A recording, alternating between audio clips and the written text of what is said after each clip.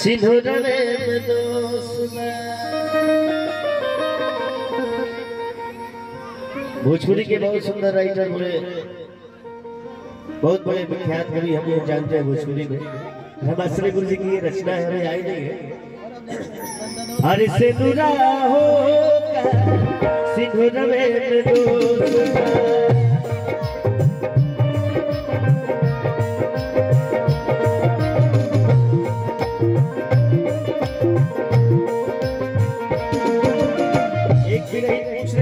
मैया से नदी के किनारे जौने ले छिछा पर लसिया इहे अफसोस बा। जौने ले छिछा पर लसिया इहे अफसोस बा। सिंधुरा हो सिंधुरा हो सिंधुरे में दोस्त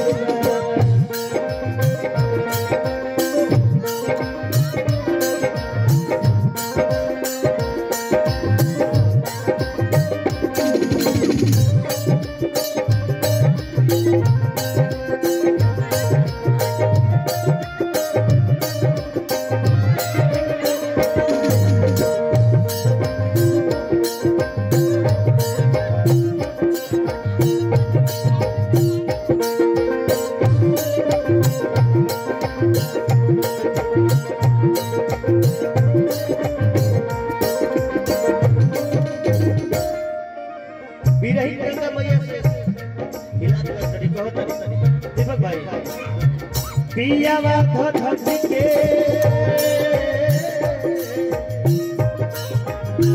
पिया धक के जरत बने आग में कहो के करे जावा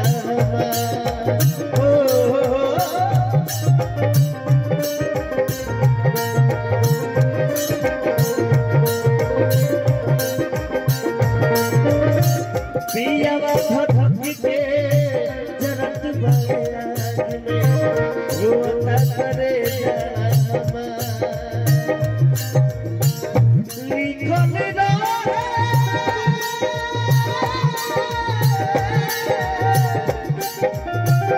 लिखो मेरा ये किस्मत में पिया वाली बोल दे।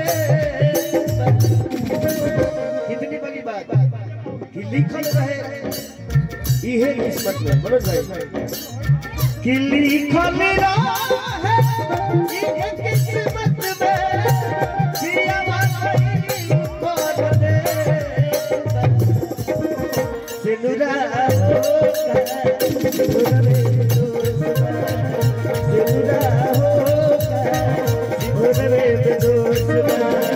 जौने ले छिछा पर लसिया इहे अफसोस बा। जौने ले छिछा पर लसिया इहे अफसोस बा।